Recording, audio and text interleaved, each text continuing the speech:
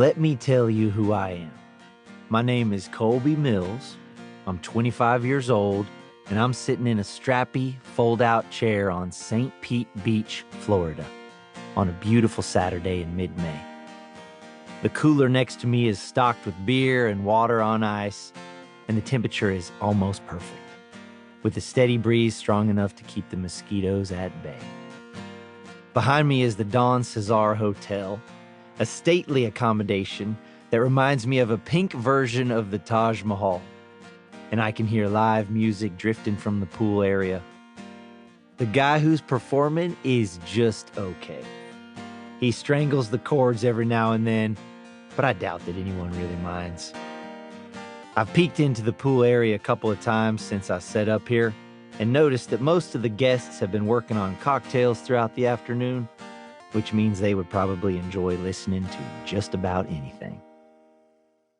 I'm not from here, by the way. Before I arrived, I'd never even heard of this place.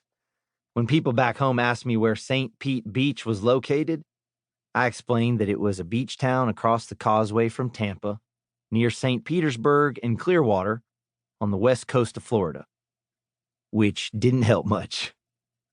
For most of them, Florida meant amusement parks in Orlando and bikini-clad women on beaches in Miami, along with a bunch of other places no one really cared about. To be fair, before I arrived, Florida to me was simply a weirdly shaped state hanging off the east coast of the United States. As for St. Pete, its best feature is a gorgeous white sand beach, the prettiest I've ever seen.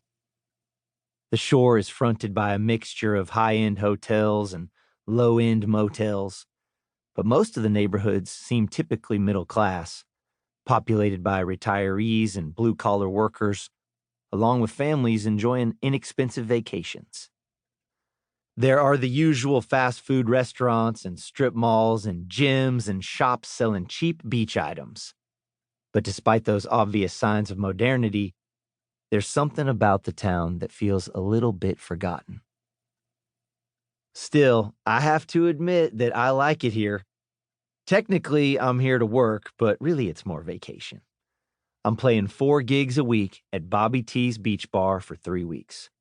But my sessions only last a few hours, which means I have a lot of time to go for jogs and sit in the sun and otherwise do absolutely nothing at all.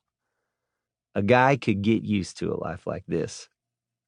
The crowds at Bobby T's are friendly, and yes, boozy, just like at the Don Cesar. But there's nothing better than performing for an appreciative audience. Especially given that I'm basically a nobody from out of state who'd pretty much stopped performing 2 months before I graduated from high school. Over the past 7 years, I've played now and then for friends or an acquaintance who's throwing a party, but that's about it. These days, I consider music a hobby, albeit one that I love. There's nothing I enjoy more than spending a day playing or writing songs, even if my real life doesn't leave me much time for it.